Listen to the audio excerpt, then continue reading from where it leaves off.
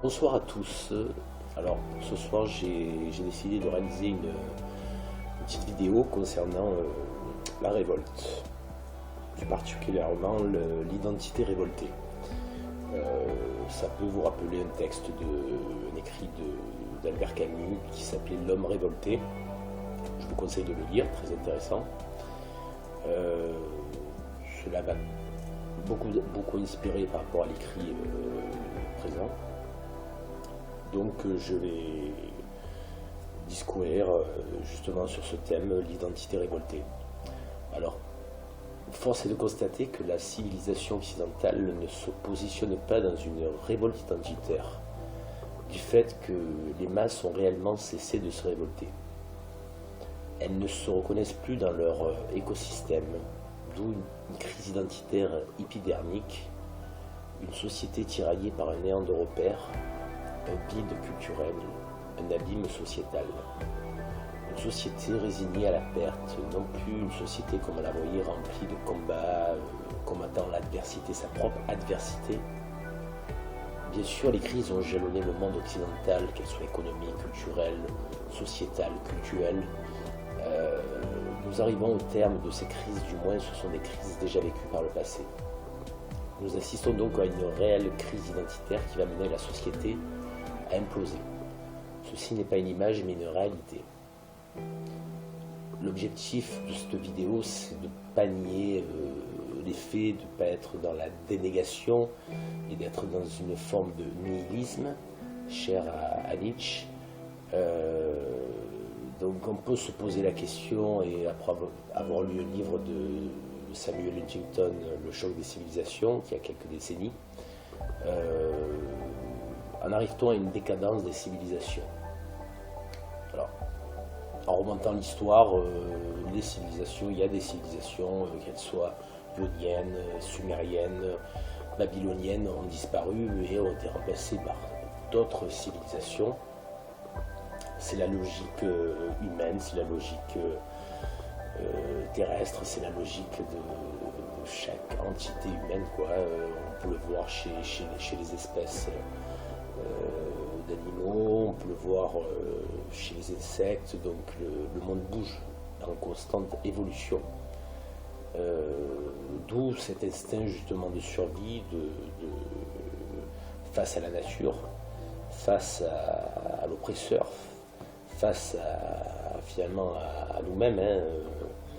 Et comme disait Plot, l'homme est un loup pour l'homme. Donc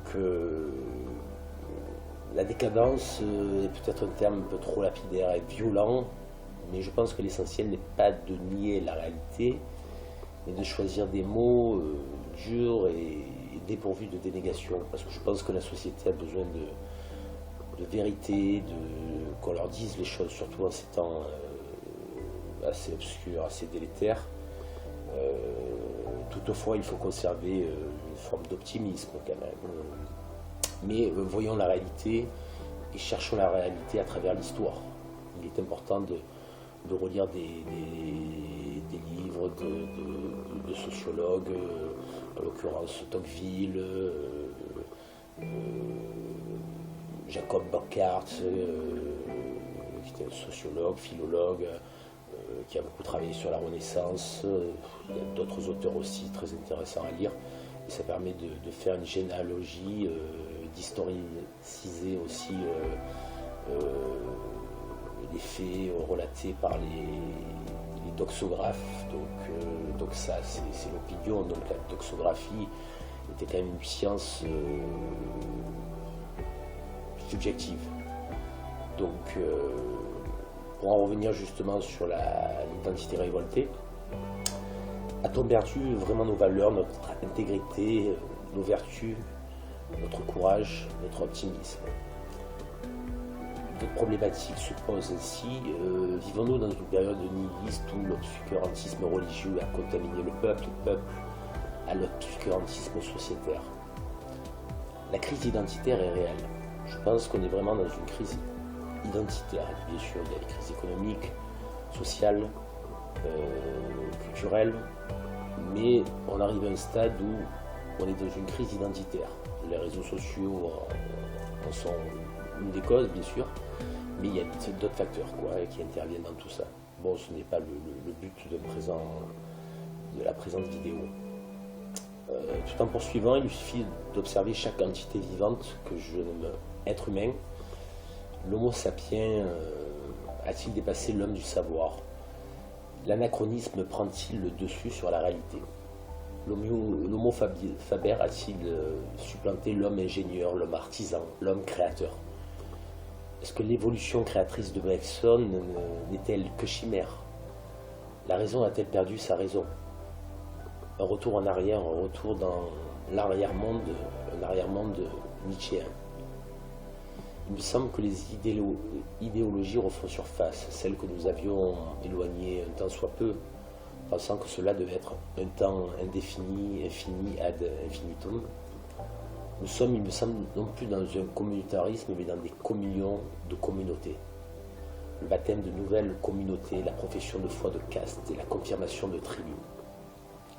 Et pourquoi pas l'exode interne des grands cerveaux, la fuite des aspirations, la perte des idéalisations, la rupture de la raison compensée par les idées virtuelles, des idées sans action, des idées non pas au sens platonicien ou aristotélicien du terme, une société, je dirais, pétrifiée sur son socle au pied d'argile.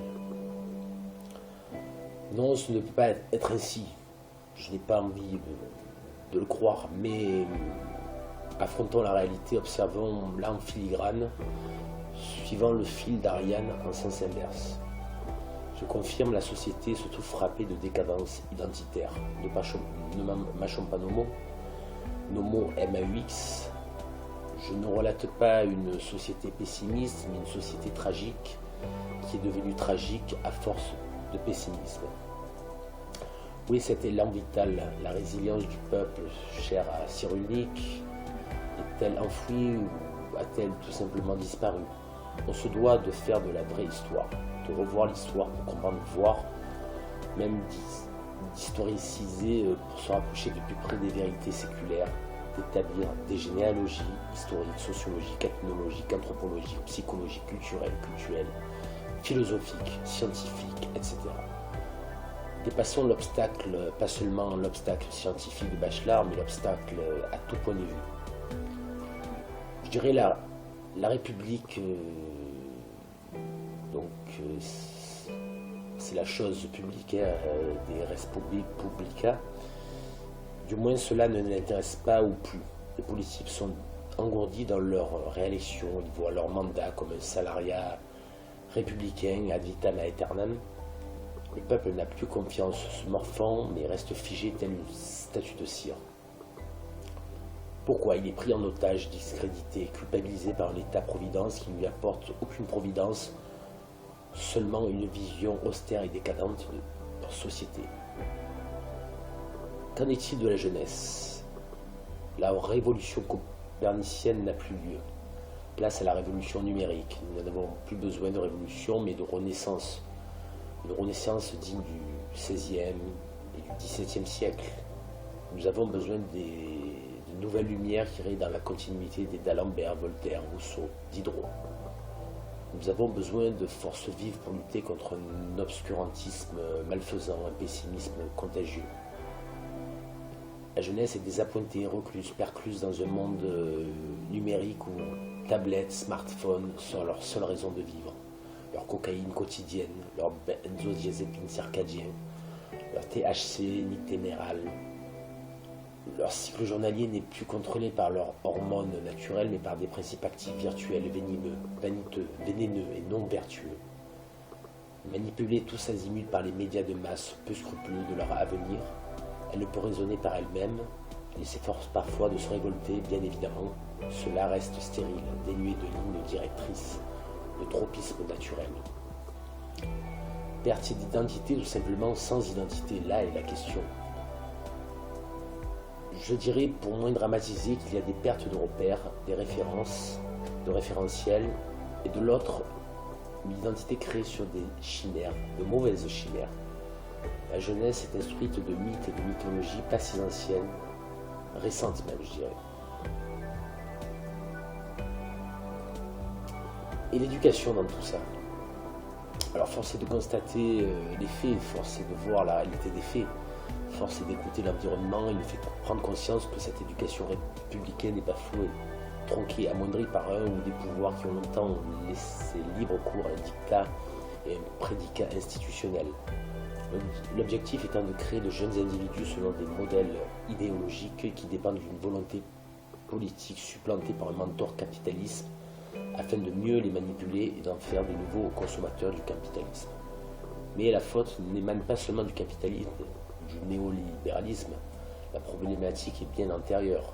Quoi apporter les idéologies socialistes, communistes, marxistes, trotskistes, léninistes, maoïstes, bolcheviques, du nihilisme cher à Tourgueniev? À quoi a mené la révolution de 1789? À la création de l'Empire, de 2 empires même. Non pas d'une récupération démocratique, mais d'un embourgeoisement du tiers-état par un affaiblissement des nobles. Qu'en est-il de la fierté du savoir? Il me semble que tout cela se soit évaporé. Comment rester objectif sur le présent quand on ne connaît pas le passé, l'histoire de sa nation, de son rhizome, de ses racines, de ses autres nations, du monde? Bien sûr, on écoute ce qui se dit, mais pas ce qui est écrit depuis des décennies, des siècles. Où est passé l'esprit critique, l'esprit des Lumières? De quoi avons-nous hérité? Le nihilisme, de refus du réel des faits, de ce qui a eu lieu. On accepte ce qui nous intéresse, ce qui nous arrange. Le déni et la dénégation sont de rigueur. Nous aimons la particule D, nous sommes subjugués par elle, on s'en délecte. Toutefois, force d'être dans le D, dans la dénégation, on en oublie la réalité, on perd de son objectivité, de son impartialité raisonnée, de sa neutralité pensée. L'identité est révoltée, on en perd la réalité sous une nébuleuse. On pourrait parler même de ressentiment. Le pire des maux de l'esprit, la pire régression intellectuelle, la pire ignorance du passé. Là, pour le coup, il n'y a non pas une dénégation du passé, mais une surlucidité du passé qui fait du ressentiment une espèce de gangrène qui s'est construite dans les prémices de l'événement passé. Ce ressentiment que nous pouvons appeler subjectivité du présent, haine du présent et défiance de l'actuel. Finalement, le peuple est victime, a toujours été victime de tout temps et de son temps. Ne serait-il pas victime de sa propre victimisation?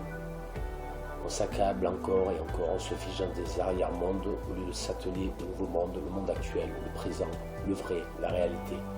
Encore l'identité surmenée, explosée, décontenancée, liquéfiée par des individus qui refusent le présent, qui se résignent au passé et ne s'accordent pas au présent actuel, à l'actuel présent. Toujours relater le passé, récitons l'histoire, car le passé a été relaté à tort. L'histoire, quant à elle, n'est pas un roman du passé, mais des faits du passé. Donc je terminerai par cette vidéo sur la notion d'individu et de son identité. L'individu a le sentiment et le désir de s'identifier à un groupe afin d'exister comme un être non oublié. Il aspire à une identité personnelle qui a du mal à juxtaposer avec l'identité communautaire, voire sociétale. De nos jours, il n'est pas aisé de se créer une identité sociale, d'appartenir à un groupe, de se réaliser à travers ce groupe et de s'émanciper à travers celui-ci. Vous pourrez lire les livres ou la théorie d'Abraham Maslow, un psychologue